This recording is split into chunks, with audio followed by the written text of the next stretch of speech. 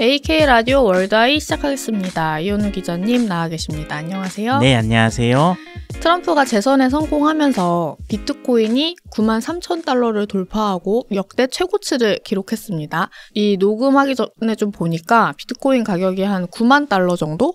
네. 되더라고요. 그래서 역대 최고치보다는 하락한 상태이지만 그래도 전반적인 흐름에서 보면 연일 높은 수치를 보이고 있는데 네. 최근에 이렇게 갑작스럽게 비트코인이 가격을 상승하면서 주목받은 나라가 있잖아요. 네. 바로 엘살바도르인데 지난 2021년 9월에 나이브 부켈레 엘살바도르 대통령이 비트코인을 법정 화폐로 채택한 뒤에 국고 1,030만 달러, 우리 돈으로 약 135억 원을 들여서 비트코인 2,744개를 구매했다. 이런 뉴스가 있었어요. 네. 당시에 이제 막대한 국가 부채에 시달리고 있던 엘살바도르가 비트코인 가격이 그 당시만 해도 좀 계속적으로 오르락내리락 하면서 좀 불안정했잖아요. 그래서 경제 붕괴 우려까지 제기되기도 했었는데 이렇게 전 세계의 비난과 우려에도 불구하고 부켈레 대통령은 비트코인 친화 정책을 멈추지 않았고 결국 이번에 이런 비트코인 랠리로 가장 많은 수혜를 받은 그런 국가가 됐습니다. 우선 엘살바도르가 왜 비트코인을 법정 화폐로 채택하게 된 건지 그 배경부터 설명 부탁드립니다. 네, 엘살바도르가 비트코인을 법정화폐로 채택한 지 이제 3년이 지났는데요. 말씀해 주신 대로 2021년 9월부터 부켈레 대통령이 굉장히 갑작스럽게 전격 발표를 했었죠. 사실 이게 국민적 공감대 이런 거를 여론조사 반영이라든가 전혀 없이 갑작스럽게 이제 발표를 했어요. 네. 그러다 보니까 당시 엘살바도르 내부에서도 굉장히 반대가 심했고, 진짜 이제 시위가 극심했던 것은 이 거래소 ATM기가 이제 아예 화재가 일어나거나 파괴되거나 그런 일까지 발생을 했었습니다. 그리고 국제통화기금도 공식적으로 엘살바도르 정부에 비트코인과 같은 가상화폐를 법정화폐로 채택하는 거는 너무 리스크가 크다. 따로 경고할 정도로 국제사회에서도 이제 걱정의 목소리가 많았어요. 그럼에도 이제 정말 부켈레 대통령이 거의 억지로 강력히 밀어붙여서 법정화폐로 채택을 해버렸고요. 더군다나 이제 국가 예산까지 들여서 비트코인을 엄청난 규모로 사들였습니다. 그 이후에 비트코인 가격이 작년까지는 엄청나게 떨어졌죠. 그래서 마이너스 60%까지 갔었는데 계속해서 그럼에도 분할 매수를 했어요. 그러니까 이제 사실은 한 개인이 아니라 엘살바도르라는 국가 전체가 예산을 들여서 예산을 계속 태워가지고 3년 동안 존버를 한 거나 마찬가지 상황이 된 겁니다. 사실 지금 트럼프 랠리로 불리는 이 지금 비트코인 가격 상승세가 지금 올라가서 망정이지 안 그랬으면 정말 국가가 파산할 수도 있었던 그러니까요. 문제였거든요. 엘살바도르 정부가 이제 비트코인을 계속 분할 매수를 해서 지금 한 6,000개 가깝게 5,930개 정도 비트코인을 산 걸로 알려져 있는데 평단가가 한 4만 달러로 알려져 있습니다. 지금 9만 달러를 아까 말씀해 주신 뚫었으니까 2배 이상 벌기는 했죠. 이제 가격으로 따지면은 한 2억 4천만 달러 정도 됐었는데 총 토탈로 그게 지금 한 5억 달러 정도로 됐으니까 2배 이상 오른 건데 일각에서는 이렇게 된 게 이제 부켈레 대통령이 사실 다른 나라 대통령에 비해서는 좀 젊은 편이죠. 지금 만 43세인데 이 사람이 진짜 코인에 미친 거 아니냐. 대내외적으로 이런 이야기가 좀 있었는데요. 근데 사실은 그거보다 조금 복잡한 부분들이 있기는 있어요. 단순히 이제 이 대통령이 이제 코인에 진짜 미쳐가지고 이 사람이 또 자기네 화산 근처에 지열발전소 세워가지고 비트코인 시티라는 걸 또 만들겠다고 발표를 했었어요. 네. 그 정도로 사실 이 사람이 코인에 진심인 사람이기도 합니다. 근데 이제 문제는 과연 국가 정책이 과연 이 사람 혼자의 그걸로만 이렇게 결정이 되느냐? 그건 아니죠. 그렇죠. 그건 또 아니거든요. 이 이면에는 미국과의 외교적 마찰 부분이 존재를 한다고 합니다. 원래 엘살바도르는 법적 공용화폐가 미국 달러였어요.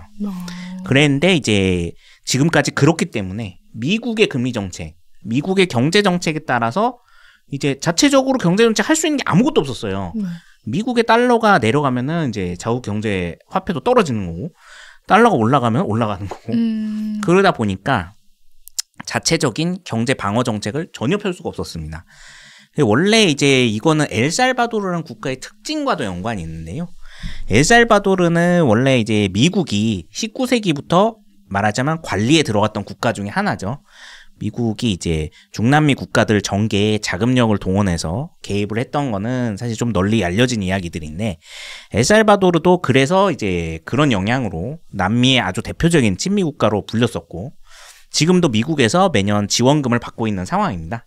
근데 이 지원금이 지난 트럼프 일기 행정부 때 한 2017년, 18년 그때부터 트럼프 행정부에서 지원금을 대폭 삭감을 했어요. 그러면서 경제가 굉장히 크게 흔들리게 됐고요. 그 이후부터 이제 엘살바도르 내부에서도 우리가 계속 미국만 믿어서는, 또는 미국에 이렇게 종속만 돼서는 국가가 더 이상 발전할 수 없다. 국가가 어떻게 될지 모른다. 미래에 대해 이제 걱정하는 목소리가 퍼지기 시작을 했고요. 경제 자주화가 필요하다는 얘기가 나오면서 가장 먼저 제기됐던 게 법정 통화를 바꾸고 미국 달러로부터 벗어나야 된다 이 이야기였어요. 그런데 이 법정 통화라는 게 이제 이렇게 엘살바도르처럼 정말 외국 돈으로 경제가 돌아가던 나라에서는 갑작스럽게 화폐를 찍어낸다고 해서 그게 정말로 이제 국정 화폐가 되긴 굉장히 어려운 일입니다. 왜냐하면은 일단은 통화라는 거는 신용도가 담보가 돼야 돼요. 국민들이 이 가격 가치가 떨어지지 않을 거라는 믿음이 있어야 시장에서 통용이 되는데, 문제는 원래 쓰던 게 미국 달러란 말이에요. 미국 달러는 전 세계에서 신용도가 가장 높은 화폐죠. 그러다 보니 뭐 거의 금과 마찬가지로 지금 안전자산처럼 통용이 되고 있는 화폐인데, 엘살바도르가 물론 중남미 국가들 중에서는 그나마 경제가 안정적인 국가예요. 그렇게 평가가 나오고 있지만 여전히 이 나라도 뭐 군사 쿠데타가 날 수도 있고 민간 정권, 군사 정권 이렇게 돌아가면서 교체가 됐었던 상당히 이제 불안한 역사를 가져왔던 국가란 말이죠. 그리고 경제 규모가 그렇게 크지도 않기 때문에 이런 상황에서 만약에 사람들한테 달러 대신에 이제 자기네들이 화폐를 발행해서 자, 오늘부터 이 화폐만 써라 라고 했을 때, 그러면은 많은 나라들에서 뭐 이런 걸 시도를 한 국가들이 꽤 있었거든요. 그럼 어떤 현상이 나타나냐면은 자국 화폐는 겉으로는 쓰이지만 실제 경제에선 전혀 돌아가지 않고 사람들이 달러만 씁니다, 오히려. 그리고 암시장이 형성되죠. 북한이 지금 사실 딱 그런 상황이에요. 그러니까 그런 이런저런 상황들을 봤을 때는 비트코인처럼 진짜 아주 극단적인, 어쨌든 세계적으로 공용이 되고 있잖아요. 그런 가상화폐를 쓰지 않고 자기네가 자체적으로 법적 통화를 만들 경우에는 이게 아예 사장될 수가 있기 때문에, 그리고 이게 화폐라는 게 발행 비용도 엄청나게 듭니다. 그리고 엘살바도르라는 나라가 말씀해 주셨듯이 굉장히 부채가 많은 나라예요. 그걸 발행할 여력도 없단 말이죠. 그렇기 때문에 이제 부켈레 대통령이 전격적으로 이걸 발표를 했을 때 반대도 많았지만 또 한쪽에서는 찬성하는 얘기들도 많았어요. 결국에는 그런 극단적인 수단을 쓰지 않고는 엘살바도르 경제가 미국에서 독립하기는 어렵다.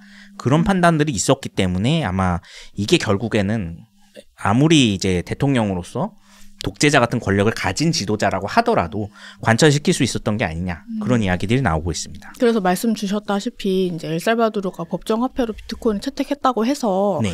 제가 그러면 이제 엘살바도르는 정말 실생활에서 비트코인을 쓰나? 이게 궁금해서 좀 찾아봤는데 네. 2021년 9월에 어쨌든 채택을 했다는 거잖아요. 네, 그러면 그렇죠. 한 3년이 지난 건데 네.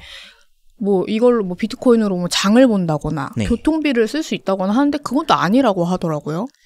여전히 아직까지는 엘살바도르라는 국가가 네. 가장 큰 한계가 이 나라가 인터넷 통신망이나 이런 게 제대로 갖춰져 있질 않아요.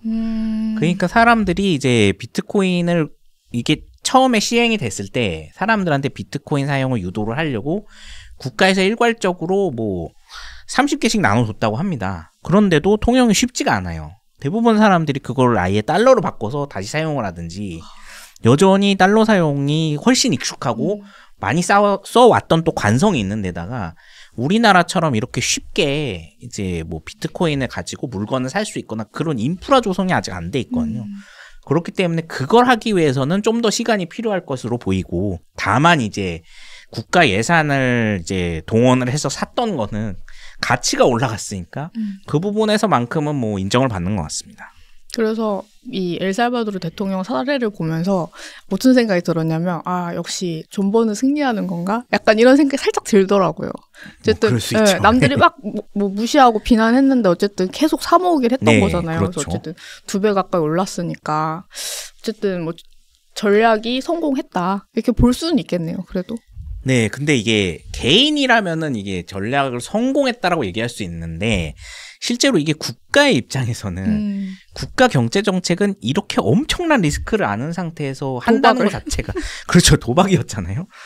그러니까 이게 만약에 이제 찬사를 받는다. 아, 부켈레 대통령이 정말 이제 선지적인 해안을 갖고 있었기 때문에 가능했다라는 식으로 얘기가 나오게 되면은 그 다음 지도자도 계속 도박을 한다는 거예요. 그런 문제점은 있습니다. 예. 알겠습니다. 그리고 또 저희가 엘살바도르 얘기를 했는데 네. 여기랑 더불어서 또 하나 또 주목받은 국가가 있어요. 네. 부탄인데 네. 세계 최빈국 중에 하나로 또 부탄이 꼽히고 있는데 이 부탄이 사실 2017년부터 비트코인을 모으고 있었다라는 사실이 올해 초에 처음 알려졌더라고요. 네. 그래서 확인해보니까 엘살바도르가 보유한 것보다 무려 2배가 많은 네. 비트코인을 보유하고 있다고 합니다. 뿐만 아니라 이제 부탄의 경우는 사실 이제 비트코인 같은 경우는 범죄자의 약간 자산 압류 네. 이런 걸 통해서 이제 정부가 이렇게 획득하는 경우가 많은데 부탄은 거의 다 채굴을 통해서 얻었다고 하더라고요. 그래서 약간 의아했던 점이 비트코인을 채굴하는 데는 굉장히 막대한 비용이 저는 든다고 알고 있는데 네. 어떻게 세계 최빈국에서 이렇게 엄청난 숫자의 비트코인을 채굴할 수 있었던 건가 좀 궁금하더라고요. 네, 뭐 부탄 같은 경우에는 말씀해 주셨듯이 지금 현재는 비트코인은 한 12,500개 정도. 그러니까 말씀해 주신 대로 이제 엘살바도르 거의 2배 이상 가지고 있다고 알려져 있는데 채굴장 규모도 뭐 세계 5위다. 뭐 그렇게 얘기가 나왔거든요. 여기에도 좀 사연이 있다고 해요. 원래 부탄은 이제 네팔과 함께 히말라야 산맥 꼭대기에 있는 국가다 보니까 대부분 이제 전 세계에서 이제 산에 올라가려는 예, 등산인들이 대부분은 산악국가죠. 관광국가고 인구는 80만이 채 안 되는 정말 작은 나라예요. 그래서 주된 수입원은 역시 관광이었습니다. 근데 이제 2017년부터 비트코인을 모으고 있었다 이 얘기가 사실 그때부터 이제 관광 산업이 좀 안 되고 있었어요. 그러다가 이제 코로나19가 바로 터지게 됩니다. 그러면서 이제 관광업은 거의 마비 상태에 이르게 됐죠. 국가 경제가 거의 무너질 상황에 놓였었는데 이때 대안으로 나왔던 게 이제 코인 채굴장을 대거 유치를 하자 이런 얘기가 나왔었어요. 원래 전 세계 코인 채굴장은 그 전에 중국에 거의 75% 이상 있었습니다. 그랬었는데 코로나19가 터지고 또 전력난이 겹치게 됐어요. 중국에서. 그러면서 중국 당국이 2020년 전후로 해서 채굴장에 대한 단속에 나서게 됩니다. 대규모 채굴하지 말라고. 전기가 부족하니까. 그래서 이때 중국 내에 있었던 많은 채굴장들이 다른 나라로 이제 흩어지게 되는데요.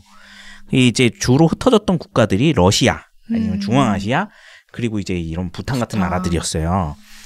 근데 이 지역은 인구가 적고 이제 고산지대죠. 그러다 보니까 뭐 채굴장을 넓게 지을 수 있죠. 일단 공간이 있죠. 그리고 코로나19 피해도 이제 고산지대다 보니까 이 지역 사람들은 이제 고산 지역에서는 코로나가 크게 번지지 못했어요. 일단 코로나가 추운 지역에서는 좀 이제 발휘를 못하게 됐어가지고 그래서 이제 봉쇄 명령이나 이런 게 거의 없었고요. 그리고 또 하나는 무엇보다 이 지역이 이제 히말라야 산맥이 있다 보니까 수력 발전이 또 전력 생산이 잘 되고 태양광 발전에도 유리한 입지 조건을 갖고 있습니다. 그런데 인구는 또 적죠. 전력 소비량은 또 크지 않다 보니까 그야말로 최적의 입지 조건이에요. 그렇습니다. 전기 가격도 쌌거든요. 거기다가 고산지대면 어떻다? 서버가 과열되질 않습니다. 춥거든요. 그래서 채굴장들이 중국에서 대거 넘어오게 됩니다. 근데 그러고 나서 이제 다른 경쟁국들 특히 러시아로 많이 처음에 넘어갔었는데 우크라이나 전쟁이 또 터졌죠. 그러다 보니까 이쪽으로 몰리다 보니 이제 채굴장들이 이제 많이 들어오게 됐고 그걸로 인해서 이제 정부도 여기 뛰어들게 된 거죠. 그러면서 이제 상당히 많은 비트코인을 번 걸로 그렇게 알려져 있습니다. 되게 몰랐던 사실인데 엄청 흥미로워요. 이게 코로나 덕분이라고 하긴 그랬지만 코로나 덕분에 부탄 어떻게 보면 제2의 그런 살 길을 도모한 거네요. 어떻게 보면. 전화위복이 된 셈이죠. 신기한데 요즘 저희가 이제 비트코인 랠리로 가장 수혜를 받은 두 국가에 대해서 살펴봤는데 러시아에서도 지금 계속 러시아 말씀해 주셨지만 또 최근에 비트코인 관련해서 재밌는 소식이 또 하나 나왔더라고요.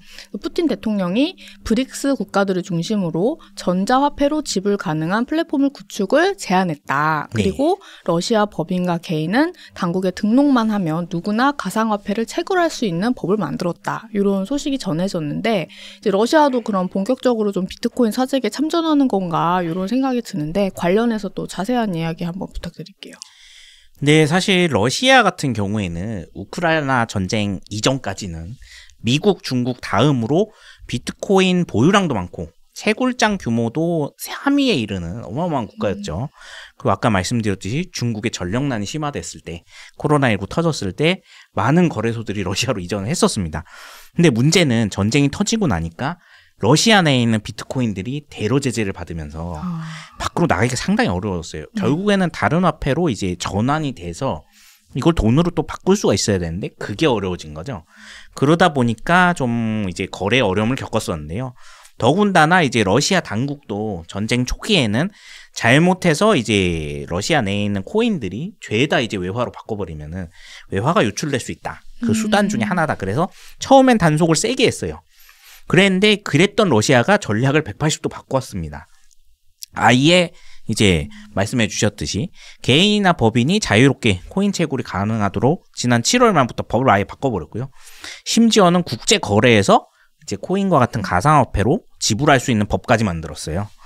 이게 아무래도 이제 러시아가 지금 대러 제재가 3년 이상 이어지고 있고요. 그리고 그러다 보니 이제 국제 결제 시스템 스위프트라고 하죠. 거기서 이제 달러 결제가 3년 이상 막히게 되니까 국제 간 교역 거래에서 상당히 어려움이 많아진 겁니다.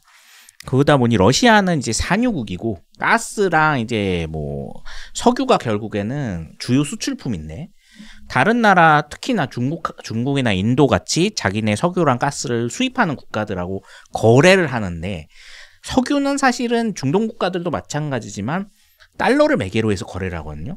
그러다 보니까 여기서 정말 어려움이 커진 거예요. 그러니까 차라리 그렇게 하지 말고 러시아, 중국, 뭐 이란, 중앙아시아 국가들 그리고 브릭스 국가들 다 합쳐가지고 이런 전자화폐 거래가 가능한 플랫폼을 아예 만들자. 그러면 달러 거래 필요 없이 이 전자화폐로 우리끼리 거래를 할 수 있는 게 아니냐 이런 얘기가 나왔었거든요. 그래서 이제 전쟁이 끝난다 하더라도 미국이 이제 국제결제 시스템에 러시아를 다시 이제 포함을 시키는 데는 시간이 걸릴 거라 이런 이야기들이 나오면서 아마 이 이야기가 구체화되는 것 같아요. 그리고 또 한편으로는 러시아가 또 북한 해커들이 이제 전 세계 코인 거래소를 해킹 공격해서 탈취를 한 비트코인이 상당히 또 많았거든요.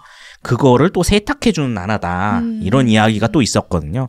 이 영향도 없지 않을 거다. 그런 이야기도 나오고 있는데요. 사실 지난 8월에 아르헨티나에서 북한 해킹 그룹인 라자루스라는 곳이 있어요. 전 세계적으로 굉장히 큰 이제 해킹 그룹인데 여기서 이제 코인을 탈취를 많이 해서 이제 세탁을 해주던 러시아 국적 부동산업자가 체포가 됐었습니다.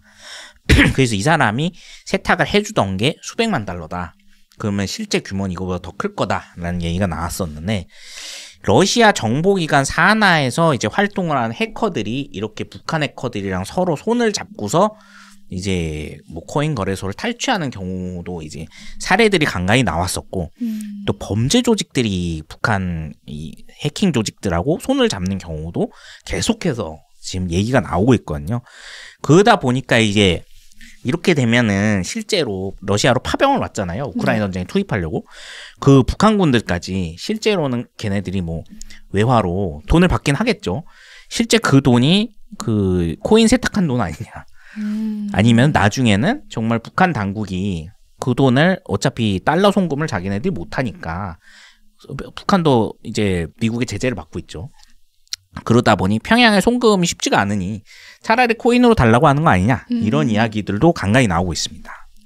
뭔가 북한군이 비트코인으로 수당을 받을 수도 있다는 얘기를 들으니까 신기하면서도 좀 우려스러운 마음도 들긴 하는데 네. 북한 얘기가 나온 김에 현재 이제 북한의 비트코인 채굴이나 보유 상황은 어떤지도 좀 짚어주시면 좋을 것 같아요.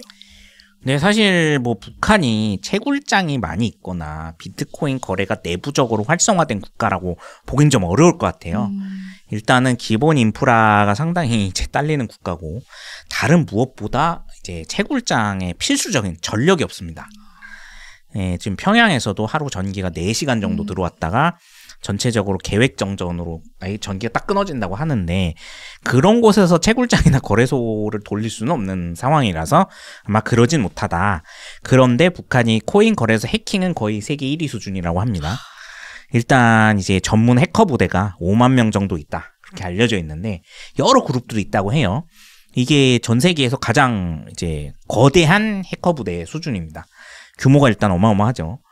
뭐 중국이나 미국보다도 많다고 해요. 2020년 이후 4년 동안 탈취한 코인 규모만 우리 돈으로 4조 원이 넘는다 라고 할 정도니까 해킹 분야에서는 정말 도 같은 나라, 그렇게 평가를 받고 있고요.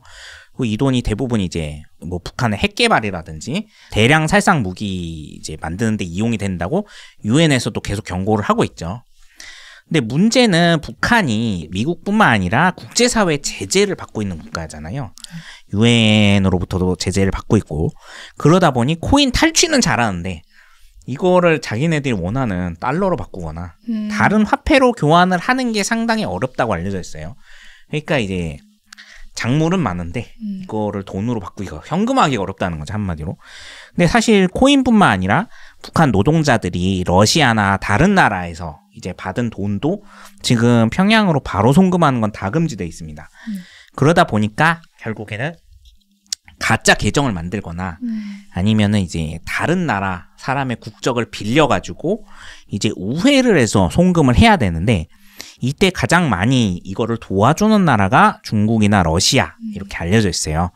그래서 뭐 양국의 정보기관이나 아니면은 양국의 이제 범죄 조직들까지 이제 연계가 돼서 이런 대규모 코인 세탁에 나서는 게 아니냐, 이런 지금 이야기들이 계속해서 나오고 있죠. 결국 대북 제재가 좀 길어지고 거세질수록 북한 해커들의 어떤 불법적인 코인 탈취나 네. 불법 코인 거래가 더 기승을 부릴 수도 있다고 볼 수 있겠네요. 네, 그렇습니다. 이제 저희가 이제 비트코인과 관련된 국가들의 이슈를 쭉 짚어봤는데, 이제 다음 이슈로 살짝 넘어가면 좋을 것 같아요. 이번에는 비트코인 투자랑 관련돼서 네. 좀 이야기를 나눠보고 싶은데, 기자님께서도 비트코인 투자 혹시 하고 계신가요? 네, 저는 코인은 안 하고 있습니다. 이제 일단 주식만. 네, 왜냐하면은 저는 이제 코인은 24시간장이기 때문에 이거를 제가 대응이 너무 어려워가지고. 그렇죠. 직장인이 하기에는 네. 아무래도 한계가 있죠. 저는 예전에 조금 진짜 미미한 돈으로 좀 했었다가 지금은 안 하고 있는데, 네. 제가 코인 투자를 그만뒀을 때 마지막으로 본 가격이 비트코인이 23,000달러 정도였어요. 네. 그러니까 지금 9만 달러잖아요. 그렇죠. 그러니까 그때 당시만 해도 하나에 한 3천만 원 정도였더라고요. 네. 계산해보니까. 지금 드는 생각이, 그때 하나만 사뒀어도, 이 생각이 하면서 한숨이 계속 나와요. 아, 그렇죠. 이걸 소위 껄무새라고 하잖아요. 네. 할 걸, 살 걸. 네, 분명히 저 같은 분들이 많으실 것 같거든요. 네. 근데 이제 작년까지만 해도, 그러니까 뭐 작년, 재작년까지만 해도 비트코인이 1억을 갈 거다. 네. 가지 않는다. 이걸 두고 굉장히 많은 분들이 열띤 토론을 벌이셨단 말이에요. 네. 근데 실제로 비트코인이 올해 1억을 넘겼죠. 가뿐하게 넘기면서 그렇죠. 이제는 2억은 무리 없이 간다는데 크게 이견이 없는 것 같아요. 2억까지는. 네. 또 일부 전문가들은 10억도 갈 거다. 이렇게 또 보시는 분들도 있더라고요. 근데 작년까지만 해도 비트코인이 무슨 10억을 가. 너무 당연하게 못 간다고 생각을 했을 텐데 네. 지금 상황을 보니까 진짜 10억도 갈 수 있나? 이런 의문이 제 안에서도 살짝 들더라고요. 기자님은 비트코인의 어떤 향후 전망이나 뭐 가격적인 그런 측면에서 어떻게 보고 계세요?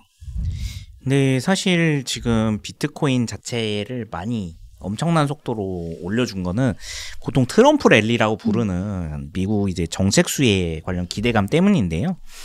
트럼프 행정부 2기가 들어서면은 비트코인을 이제 미국 정부가 완전히 제도권 자산으로 포함을 시킬 거다. 이런 기대감이 확실히 들고 있기 때문에 지금 상당한 속도로 오르고 있죠. 근데 그동안은 사실 비트코인이 이제 주식이나 채권 같은 자산들에 비해서는 이제 일정 정도 대체 자산 정도로 인식이 됐었죠. 뭐 제도권 자산이라기보다는. 그게 아니면은 뭐 테러 단체나 아니면 제재 국가, 범죄 집단의 거래 수단, 뭐 이런 어둠의 화폐처럼 각인이 됐었는데요. 사실 비트코인은 저번 시간에도 한번 말씀드린 적 있지만 자산 성격이 굉장히 좀 복잡합니다. 화폐로서의 성격만 가진 게 아니라 실제로는 원자재로서 성격도 보유를 하고 있기 때문에 가격이 이제 국가별로 차등이 있고 그리고 24시간 거래장에서 굉장히 빠른 속도로 움직이고 있기 때문에 한마디로 가격 변동성이 화폐라고 하기엔 너무나 크단 말이죠. 안정적인 가치가 없어요, 사실. 그렇기 때문에 화폐처럼 거래가 되기는 좀 어려울 거란 이야기가 많았는데 트럼프 행정부가 새로 이제 들어서게 되면은 기존 규제 철폐에 많이 나설 거라 그러고 더군다나 이제 아까 말씀드렸듯이 러시아 화폐도 이제 다시 돌아올 걸로 러시아 코인들도 다시 이제 시장에 들어올 걸로 예상이 되니까 그럼 전 세계적으로 거래가 더 활성화되는 게 아니냐 이런 기대감이 또 나오고 있거든요.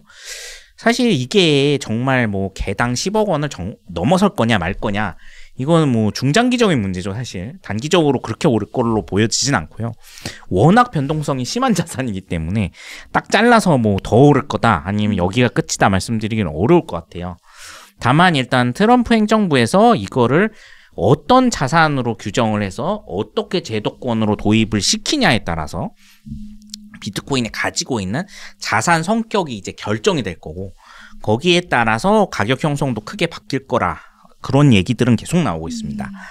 왜냐하면은 이게 지금 아까 말씀드렸듯이 과연 이제 미국에서 이거를 원자재 성격을 더 강화를 해서 그걸 통해서 제도권을 끌고 올지 그게 아니면은 정말 국제 거래 자산으로 뭐 달러나 이런 진짜 화폐로서의 자산을 놓고서 그걸 중심으로 시장을 펴나갈지 이걸 지금 아직 확실히 모르거든요. 그러니까 그건 아마 트럼프 행정부 내에서도 계속해서 논의를 해야 되는 상황입니다. 여기에 대해서도 전문가들도 이견이 상당히 크고 그러니까 이게 결국에는 미국 입장에서는 자칫하면은 자국의 화폐인 달러 가치를 떨어뜨릴 수도 있는 문제란 말이죠. 그러니까 양쪽이 양립을 할 수 있도록 최대한 이제 조율을 하는 상황으로 갈 것 같아요. 그러면은 이제 이게 정확하게 정책이 나와야만 이 방향성이 정해져야만 앞으로 더 얼마나 올라갈지도 이제 얘기가 나올 수 있을 것 같거든요. 그래서 그때까지는 좀 두고 봐야 되지 않겠냐 그런 이야기들이 많이 나오고 있고요. 다만 아까도 말씀드렸다시피 중장기적으로는 우크라이나 전쟁이 이제 끝날 상황으로 가고 있잖아요. 뭐 휴전안이 이제 구체화가 될 거다 그런 얘기들이 나오고 있기 때문에 대러 제재 기간 동안 러시아 안에 갇혀 있던 코인들이 다시 이제 시장에 나오고 거래가 좀 더 활발해질 가능성이 굉장히 높고요. 그리고 이제 만약 트럼프 행정부 2기 동안 중국과의 사이도 만약에 이 무역 분쟁이 해결이 되면서 지난 바이든 행정부 때보다 만약에 된다고 하면은 그러면은 중국에도 코인 거래소가 굉장히 많고 채굴장이 굉장히 많다고 했잖아요. 이쪽도 이제 그동안 좀 활성화되지 못했던 코인 시장이 더 확장이 될 수 있겠죠. 결국에는 이 화폐로서 가치를 놓고 온다면은 그 달러처럼 결국엔 전 세계에서 통용이 될 정도로 얘가 시장이 커지면은 코인 자체의 이제 거래량이 크게 늘어나면서 가치도 함께 올라갈 거란 말이에요. 그렇기 때문에 이제 트럼프 행정부 출범 이후에 이제 정책 수혜 그리고 이제 국제적으로 얼마나 얼마나 통용이 될 수 있느냐 거기에 따라서 아마 앞으로의 가치가 더 달라지지 않을까 그런 전망들이 나오고 있습니다.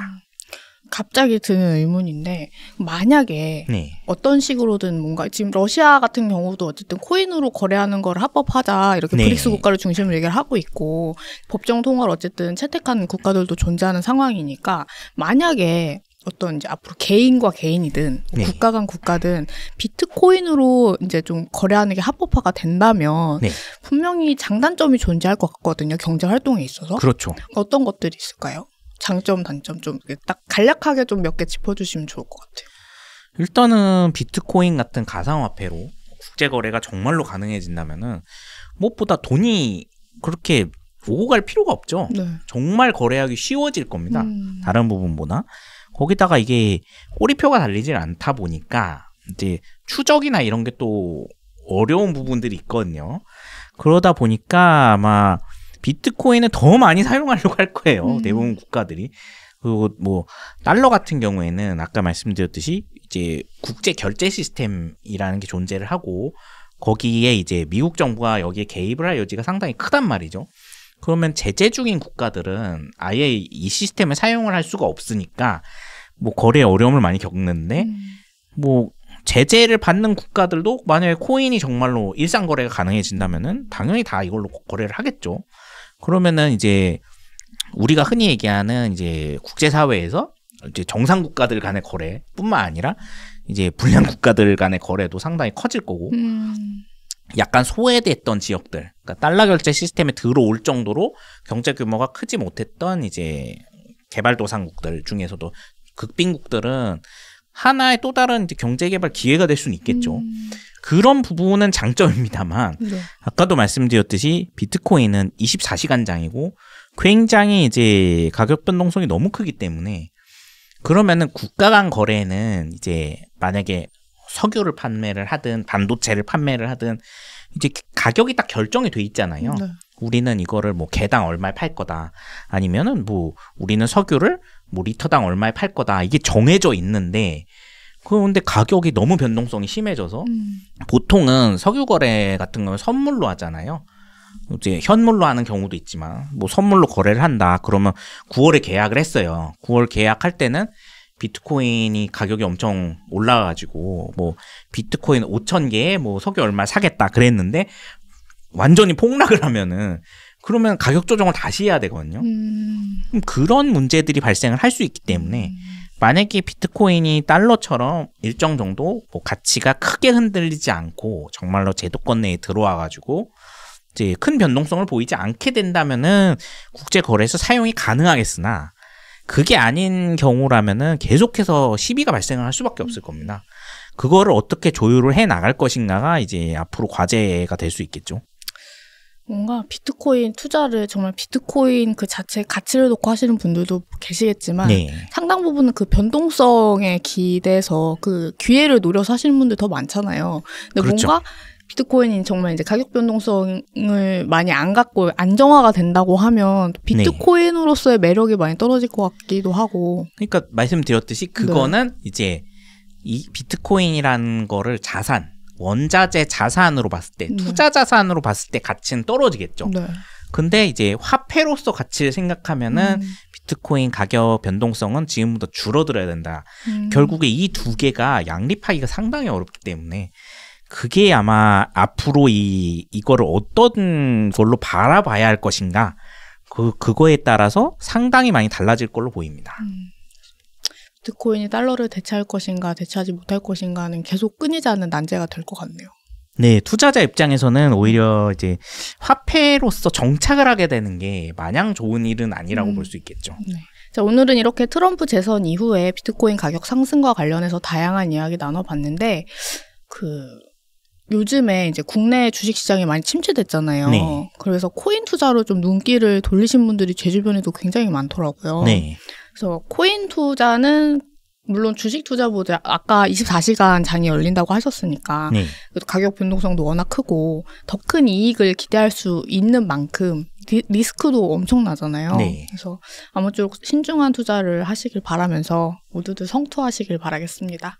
오늘도 유익한 이야기 들려주신 이현우 기자님 감사드립니다. 네, 고맙습니다. 그럼 저희는 다음 시간에 다시 찾아뵙도록 하겠습니다. 감사합니다.